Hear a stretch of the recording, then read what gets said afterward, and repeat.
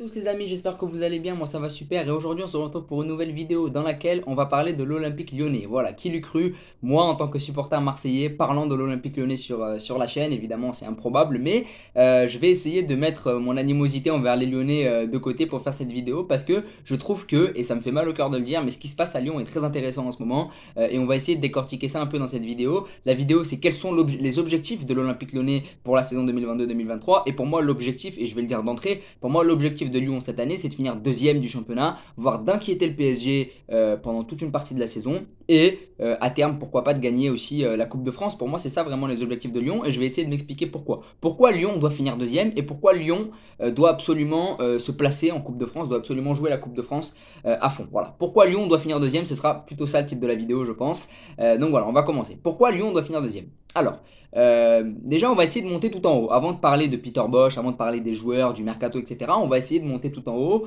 de l'organigramme avec Jean-Michel Aulas. On le sait tous, Jean-Michel Aulas est fatigué. Jean-Michel Aulas prend de l'âge malgré tout. Il est arrivé depuis très longtemps au club. En tout cas, c'est lui qui a créé le club. Donc voilà, le gars commence à être fatigué, c'est normal.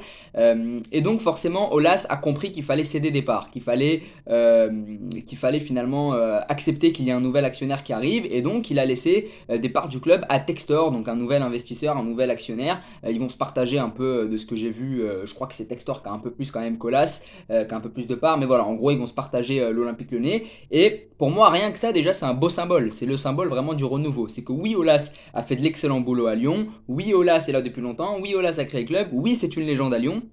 Mais je pense que le renouveau passe aussi par là. Le renouveau passe aussi par le fait qu'Aulas cède des parts, qu'Aulas comprenne que il est plus l'homme de la situation de l'Olympique Lyonnais et qu'il faut absolument qu'il soit aidé par un autre actionnaire pour qu'ils travaillent ensemble parce qu'il peut plus tout gérer tout seul. Voilà, c'est l'âge, c'est comme ça. Et donc c'est aussi le symbole du renouveau. C'est ce pourquoi Lyon doit absolument aller de l'avant et pourquoi Lyon doit absolument marquer le coup dès cette année. C'est qu'il y a un nouvel actionnaire, c'est qu'il y a, voilà, il y a ce nouvel investisseur qui est arrivé avec Jean-Michel Aulas qui accepte enfin de céder des parts de l'Olympique Lyonnais, qui montre qu'il est lucide sur la situation et que il accepte qu'il y ait un nouvel investisseur qui arrive et qu'ils puissent se partager tous les deux un peu le club. Donc rien que ça, déjà, c'est très intéressant. Et puis Textor, c'est un investisseur qui a déjà des clubs. Il a un club au Brésil, il a un club en Belgique. C'est quelqu'un qui a pas un nom, mais c'est quelqu'un qui a quand même fait des choses dans le foot. Et donc c'est très intéressant. De ce que j'ai vu sur ses apparitions publiques, même des petits tacles contre l'OM, bon, j'ai apprécié à moitié, mais de ce que j'ai vu, en tout cas, c'est très sympa ce qu'il a fait au niveau de la communication, au niveau diplomatique, entre guillemets. Ce qu'a fait Textor, c'est très intéressant pour l'instant.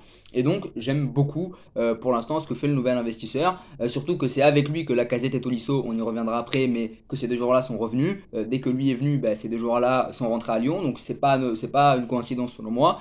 Donc voilà, c'est très intéressant qu'Olas cède départ. Ça montre que le club veut un certain renouveau et que le club vise déjà des objectifs beaucoup plus hauts après la saison un peu catastrophique de l'an passé. Ensuite, si on va parler du terrain, si on parle, avant de parler du terrain, si on parlait du mercato, si on rentrait vraiment dans le vif du sujet, on pourrait dire que ramener Lacazette, ramener Tolisso et acheter ou recruter Tagliafico, ça montre quand même que tu es attractif et ça montre que tu vises haut. Le fait que Lacazette préfère revenir à Lyon qui ne joue pas de compétition européenne plutôt que de signer dans un autre grand club ou de rester à Arsenal, ça montre que Lyon est très attractif. Le fait que Tolisso décide de revenir du Bayern quand même, parce que même s'il était remplaçant au Bayern, il jouait quand même au Bayern. Le fait de revenir du Bayern pour signer à Lyon, alors que je pense qu'il avait beaucoup d'autres offres, notamment en Première Ligue ou en Serie A, pour moi ça montre que, bon, au-delà de l'affect, ça montre que les joueurs savent qu'il y a quelque chose dans ce club-là, il y a quelque chose à faire, il y a vraiment un projet qui est intéressant. Donc c'est pas une coïncidence, le fait que ces joueurs-là, qui sont quand même pas des joueurs de renom, mais qui sont quand même des joueurs très importants pour l'Olympique Lyonnais, quand même de très bons joueurs, il y a quand même Tolisso qui est champion du monde, pour moi c'est très intéressant, ça montre que Lyon veut absolument s'aligner dès cette saison en championnat et ça montre que Lyon doit absolument finir deuxième. Tu peux pas te permettre de finir quatrième ou cinquième quand t'as Lacazette et Tolisso ou quand t'as Tagliafico sur le côté gauche. Ramener Tagliafico qui est un international argentin, qui est un joueur qui a fait des campagnes de Ligue des Champions avec l'Ajax, qui a fait même demi-finale de Ligue des Champions avec l'Ajax, qui était un des latéraux les plus regardés, les plus prisés des derniers mercatos. Pour moi, c'est très intéressant. Tagliafico, on parlait de lui à la Juve, on parlait de lui au Real Madrid il y a quelques années. Et là, il est à Lyon. Donc ça montre que Lyon est très attractif. Et pour moi, tu peux pas finir quatrième, cinquième quand tu as un effectif comme celui-là. Quand tu as le luxe de pouvoir mettre Boateng, de pouvoir mettre Cacré sur le banc, de pouvoir faire sortir Aouar quand Lopez a été expulsé face à Ajaccio, quand tu sors Aouar, ça montre que tu as quand même un bel effectif, que tu peux te permettre de sortir ces joueurs-là et que tu as quand même, comme j'ai dit, une équipe qui est très intéressante et qui est une équipe qui peut s'aligner.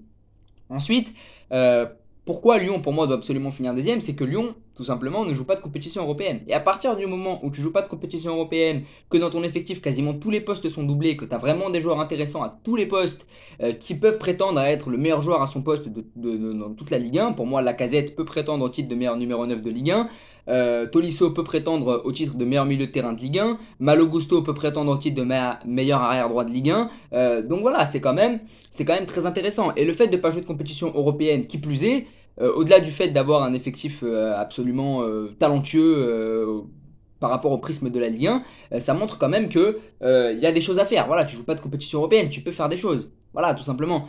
Tu joues pas de compétition européenne, tu as un match par semaine, ça fait plus de préparation, ça fait moins d'efforts physiques à faire, ça fait moins de récupération. Et pour moi, tu dois absolument t'aligner. Si tu fais, avec cette équipe-là, si tu fais un match par semaine pendant toute une saison, pour moi, tu dois absolument, au minimum, finir troisième. Mais vraiment, même troisième, ce serait un échec. Pour moi, Lyon doit absolument finir deuxième. Avec cet effectif-là, avec la restructuration qu'il y a eu dans l'organigramme, avec l'arrivée de Textor, avec les retours de Lacazette, Tolisso, l'arrivée de Tagliafico, le fait que tu aies gardé Tété, le fait que tu aies le luxe de pouvoir mettre sur le banc Cacré, Fèvre ou des joueurs comme ça, pour moi ça montre quand même que il y a des choses à faire et je pense que Lyon doit absolument finir deuxième pour toutes ces raisons-là. Voilà, tout simplement, tu joues pas de compétition européenne.